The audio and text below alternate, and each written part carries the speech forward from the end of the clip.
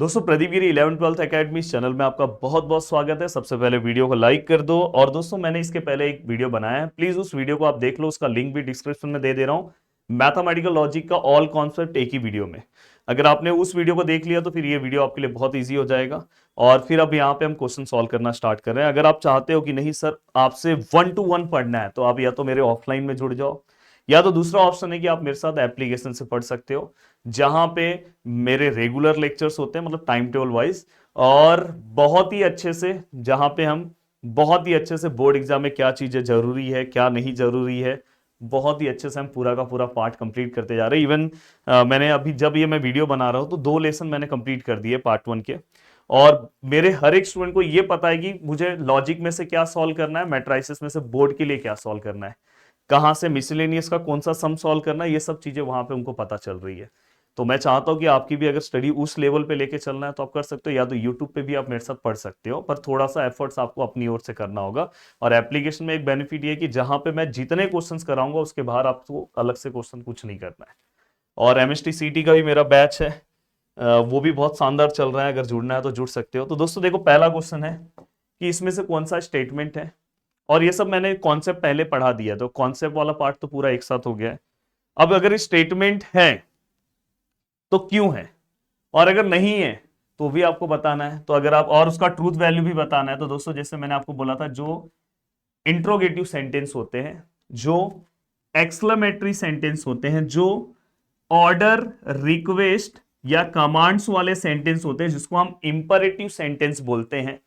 और दोस्तों जो ओपन सेंटेंस होते हैं, ओपन सेंटेंस मतलब x+3 which is equal to 8, इस टाइप के जो सेंटेंस है दोस्तों, इसको मैं ओपन सेंटेंस बोलता हूं। ओपन सेंटेंस क्या होता है सब मैंने कॉन्सेप्ट वीडियो में बताया है। बट यही वाला अगर सेंटेंस ऐसा हो जाए, x+3 which is equal to 8 और यहां पे x इक्वल टू 2 लिखा हो, वेन करके लिखा हो, तो दोस्तों ये ओपन सेंटेंस नहीं है। ये ओपन सेंटेंस है, बट अगर साइड में ऐसा लिखा है तो ये ओपन सेंटेंस नहीं है। तो अगर ये इस टाइप में से अगर कोई भी सेंटेंस में आते हैं तो ये स्टेटमेंट नहीं होता, और ये वाला पार्ट स्टेटमेंट होता है। और जैसे असर्टिव सेंटेंस आता है, जैसे मैंने बोला कि Mumbai is the capital of Maharashtra, जहां पे मैं ट्रू और फॉल्स बता पाऊं, या तो वो सेंटेंस जो है वो ट्रू हो या तो वो फॉल्स हो, तो मैं उसको क्या बोलूंगा दोस्तों, स्टेटमेंट। अब देखो यहां पे अगर आप ध्यान से चीजों को समझने की कोशिश करोगे तो पहला क्वेश्चन बताओ। मेरे स्टूडेंट, अगर आप कॉन्सेप्ट वीडियो देख के आए हो ना, तो आप खुद आंसर बताओगे, सर हाँ सर इसका आंसर ये है। देखो 5+4 9 होता है भाई, 13 थोड़ी ना होता है। तो आप पर यहाँ पे ये मतलब ये जो सेंटेंस है ये फॉल्स है, जहां पे हम ट्रू और फॉल्स बता पा रहे हैं वो स्टेटमेंट है। तो आप यहाँ पे क्या लिखोगे, it is a statement and its truth value is capital T. सही है कैपिटल टी, अरे भाई फॉल्स है कैपिटल एफ। हो गया, इतना सिंपल सा फंडा है। चलते हैं आगे की ओर। आप बताओ, कुछ याद करो, मैंने बोला था अगर कहीं पे x दिखाई दिया, हाँ साइड में अगर आपको x का वैल्यू दिया है तो वो स्टेटमेंट हो जाएगा, पर अगर बस x है तो मतलब ये ओपन सेंटेंस है। तो आप यहां पे क्या लिखोगे, it is an open sentence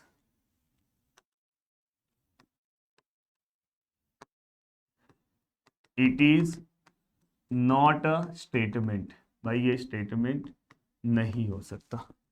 अब यहां पे तीसरा, प्लीज गेट मी ब्रेकफास्ट। बताओ क्या कर रहे हैं दोस्तों, रिक्वेस्ट कर रहा है, प्लीज मतलब रिक्वेस्ट, तो मतलब ये भी स्टेटमेंट नहीं है। तो आप क्या लिखोगे, it is not a statement. तो देखो, और मैं आपको ये भी चीज बता दूं, इस तरह के क्वेश्चन पेपर में नहीं आते, इसलिए मैं बोल रहा हूं कि बहुत सारे स्टूडेंट को ये पता होना चाहिए पेपर में क्या आता है। तो वो मैं आपको एप्लीकेशन में, जब मेरा 1-to-1 सेशन होता है, आपको भी यहाँ पे मैं हेल्प करूंगा, पर वहां पे मैं बहुत अच्छे से बता पाता हूँ कि स्टूडेंट को, मेरे स्टूडेंट को पता है कि फर्स्ट एक्सरसाइज में से क्वेश्चन नंबर 3 सबसे पहले सॉल्व करना है। पर वो यूट्यूब पे मैं नहीं कर सकता। मैं अगर डायरेक्ट क्वेश्चन नंबर 3 पढ़ाऊंगा तो बहुत सारे बच्चे कंफ्यूज हो जाएंगे, सर आप फर्स्ट क्यों नहीं पढ़ाए। तो ये सबसे ज्यादा तकलीफ होता है यूट्यूब पे, पर एप्लीकेशन में या ऑफलाइन में मेरे अकॉर्डिंग मुझे चलना होता है। अब यहाँ पे क्वेश्चन मार्क है, आपको डायरेक्ट पता है, it is not a statement, it is a interrogative sentence and therefore it is not a statement. और अगर स्टेटमेंट नहीं है तो हम उसका ट्रूथ वैल्यू बता सकते हैं क्या, नहीं बताएं।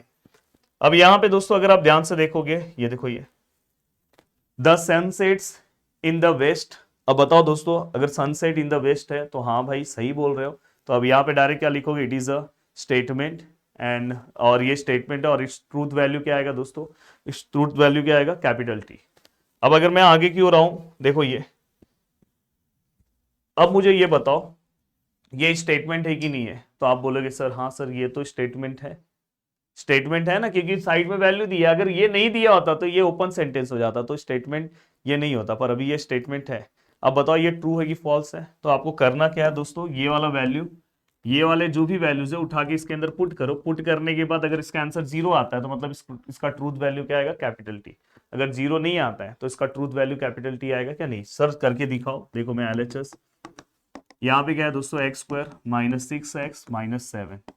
अब यहाँ पे अगर मैं 7 रखूँ, 7 का स्क्वायर 6 इंटू 7 माइनस 7 का स्क्वायर 49, 42, 49 माइनस 42 7, फिर ये वाला 7 which is equal to 0 and which is equal to RHS. अगर मैंने वैल्यू पुटअप किया और आंसर आरएचएस आ गया तो मतलब इसका ट्रूथ वैल्यू क्या है दोस्तों, capital T. It is a statement and its truth value is capital T. हो गया, it is a statement and its truth value is capital T. अब आप कोई भी क्वेश्चन इसमें के सॉल्व कर सकते हो। देखो मैं आपको फिर से एक चीज क्लियर कर देना चाहता हूं, देखो पेपर के लिए अगर आप प्रिपरेशन कवर कर रहे हो तो इतना point two point preparation cover करो कि आपको एक बार पढ़ने के बाद कोई भी क्वेश्चन सॉल्व करने आए, क्योंकि अगर आज आप पेपर दे के आ रहे हो तो दोस्तों कल गैप दे के परसों आपको पेपर देना है, एक दिन के गैप में आपको 15 लेसन पढ़ने हैं। आप कितने सम सॉल्व करोगे, कितने सम रटोगे, तो आपको पता होना चाहिए क्या सम जरूरी है क्या सम नहीं जरूरी है। अब यहां पे अगर आप ध्यान से चीजों को कवर करने की कोशिश करोगे, देखो इस टाइप के क्वेश्चन, इस टाइप के क्वेश्चन आपको आने चाहिए। Right the following compound statement symbolic form. अब देखो दोस्तों सिंबॉलिक फॉर्म में कैसे कन्वर्ट करते हैं, लेट पी और क्यू। अब यहां पे अगर आप ध्यान से देखोगे तो अब यहां पे मैं इसके पहले ना आपको एक स्पेशल क्वेश्चन, आपको भी जैसे मैं एप्लीकेशन में पढ़ाता हूँ ना वैसे पढ़ाता हूँ। चलो देखो, मैं अगर एप्लीकेशन में पढ़ाता ना तो सबसे पहले ये पढ़ाता, right the truth value of the following. ये अगर मैं पढ़ा दूं तो आपको क्वेश्चन नंबर सेकंड खुद से आ जाएगा, और फिर मैं क्वेश्चन नंबर सेकंड भी पढ़ाऊंगा, पर आपके अंदर कॉन्फिडेंस का लेवल बढ़ जाएगा। और आपको ही पता होना चाहिए बोर्ड में मेरे पास इतना टाइम नहीं है, पहले मुझे बोर्ड के एक दिन पहले प्रिपरेशन में यही क्वेश्चन सॉल्व करने हैं, तो क्वेश्चन नंबर सेकंड तो मेरे को अपने आप आ जाएगा, क्योंकि मुझे ऐसे सिलेक्टेड क्वेश्चन सॉल्व करने हैं जिससे मैं बोर्ड में बहुत अच्छा, मतलब कम टाइम में मेरे पूरा का पूरा क्वेश्चन भी प्रैक्टिस हो जाए। तो ये दिमाग मैं एप्लीकेशन पे सिखाता हूँ, चलो आपको भी वैसे ही सिखा रहा हूं। अब देखो दोस्तों मैं यहाँ पे क्या करूंगा, देखो ध्यान से देखो, यहाँ पे क्या बोला है, राइट दी ट्रूथ वैल्यू। हमें क्या बताना है, ट्रूथ वैल्यू बताना है। अब यहाँ पे ट्रूथ वैल्यू बताना, तो यहाँ पे देखो मैं लिख रहा हूँ लेट पी, और यहाँ पे क्या लिख रहा हूँ क्यू। यहाँ पे क्या लिखोगे, 4 इज ऑड लिखा आपने, और यहाँ पे क्या लिखोगे दोस्तों, 1 इज प्राइम, ये आपने लिखा। अब यहाँ पे मैं इसका क्या लिख रहा हूँ दोस्तों, symbolic form, symbolic form. Symbolic form क्या आएगा दोस्तों, पी और क्यू। मैंने ये सब आपको बेसिक पहले बता दिया, और आया तो और वाला सिंबल है, ठीक है, ये कवर कर दिया। अब यहाँ पे अगर हम ध्यान से देखिए तो हमें ट्रूथ वैल्यू बताना है, तो यहाँ पे आप देखो, यहाँ पे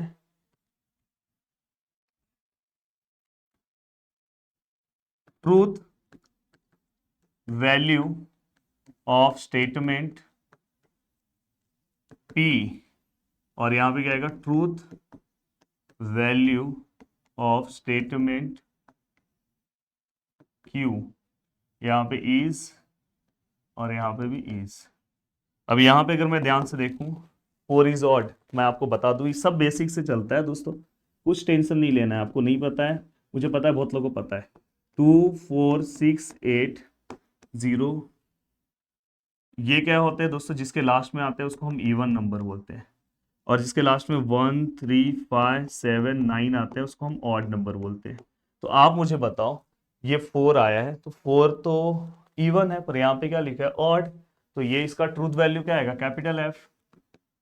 सर इतना इजी, सर 1 इज प्राइम, हाँ ये याद रखना, 1 is neither prime nor composite, याद रखना 1 प्राइम भी नहीं है कॉम्पोजिट भी नहीं। प्राइम नंबर मतलब ऐसे नंबर्स जो किसी के टेबल में नहीं आते, बस खुद के टेबल में आते हैं। जैसे 5 प्राइम नंबर है, 5 किसी के टेबल में नहीं आता, बस 1 के टेबल में आता है और खुद के टेबल में। जैसे अगर मैं दूसरा प्राइम नंबर बोलूं 11, आप प्लीज कमेंट करो और प्राइम नंबर। तो दोस्तों ये 1 प्राइम बोला है, पर 1 प्राइम नहीं है, कॉम्पोजिट भी नहीं होता, प्राइम भी नहीं होता, तो ये भी क्या है दोस्तों, फॉल्स है। अब ये आपने लिखा। अब यहाँ पे देखो दोस्तों, अगर मैं यहाँ पे ध्यान से लिखने की कोशिश करूँ, पी क्या है दोस्तों, फॉल्स है, और ये भी क्या है दोस्तों, फॉल्स है। और मैंने आपको टेबल याद करा दिया इसके पहले वाले लेक्चर्स में, और अगर आया तो both the values are false, then answer is false, otherwise true. तो दोनों फॉल्स है, तो आंसर क्या आएगा दोस्तों, फॉल्स। अब यहाँ पे आपको देखो बोर्ड के अकॉर्डिंग, देखो मैं ऑलरेडी टॉपर रह चुका हूं, मैं स्टूडेंट को टॉपर बना चुका हूं, तो मुझे हर चीज पता है कि पेपर प्रेजेंटेशन कैसा होना चाहिए। जस्ट आंसर लिखा, फटाक से बताया नहीं चलेगा, आपको पूरा आंसर वाइज लिखना होगा। तो यहां पे आप क्या लिखोगे, truth value of given statement is capital F. हो गया, मस्त, पूरा का पूरा पार्ट हो गया। आ जाओ और आपको सिखा दूं पहले। देखो ये इस टाइप में, अब यहां पे अगर आप ध्यान से देखोगे, देखो यहाँ पे मैं p लिख रहा हूं, 3 multiply by 5 which is equal to 8, then के बाद q 3 + 5 which is equal to 15। इधर पे मैं क्या लिखूंगा दोस्तों, सिंबॉलिक फॉर्म। सिंबॉलिक फॉर्म क्या आएगा दोस्तों, p q, सिंबल क्या है, इफ देन मतलब एरो। अब यहां पे अगर आप ध्यान से देखोगे, तो यहां पे देखो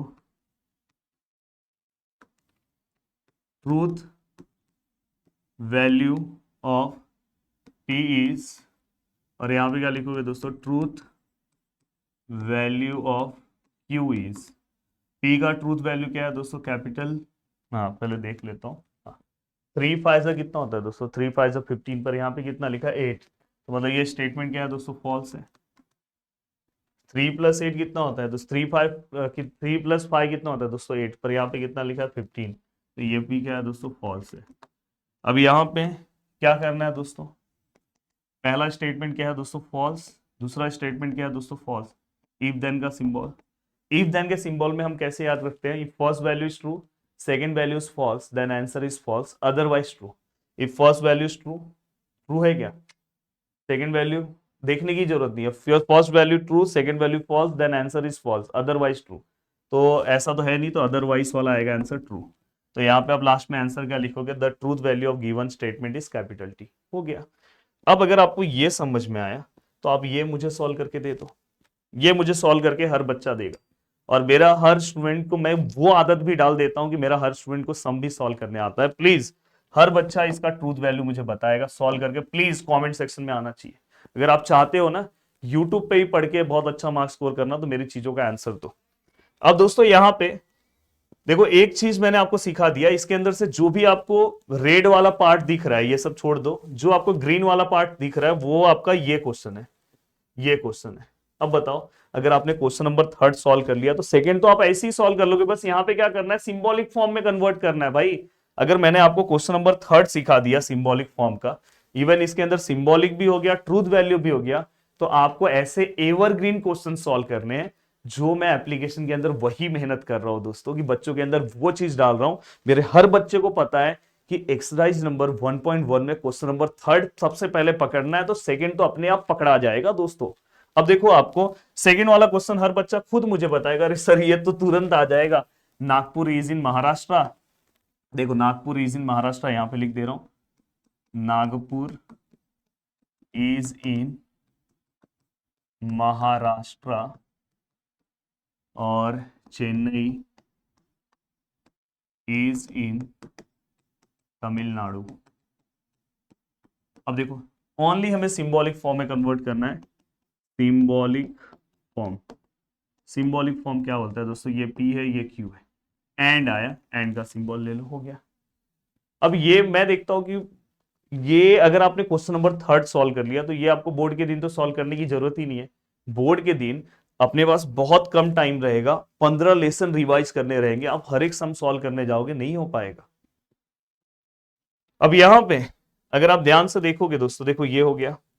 अब यहां पे हाँ, अब ये वाला बता दो, ये भी आपको आ जाएगा। देखो, the angle is right angle, it is measure of 90, तो आप आराम से यहाँ पे पी क्यू बता सकते हो।